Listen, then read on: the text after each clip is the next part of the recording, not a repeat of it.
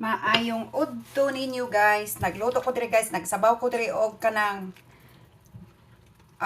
manok bones. Ito bones. Bukog-bukog ito sa manok guys, oh. Tinan nyo guys, oh. Pero may laman siya, buto-buto. Oh, tinan nyo. Yan. Ilagyan ko lang siya ng repolyo at saka meron pa tayong ilagay dito. May kale tayo guys. Itong kale na ito ay galing ito sa garden ni Inday Joliet. Sa aking barkada. Ayan guys.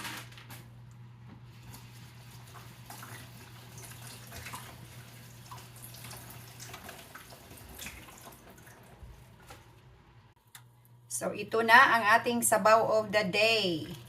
Sinabaw na buto ng manok guys with kale and repolyo guys. Kain tayo sa inyo guys. Sabaw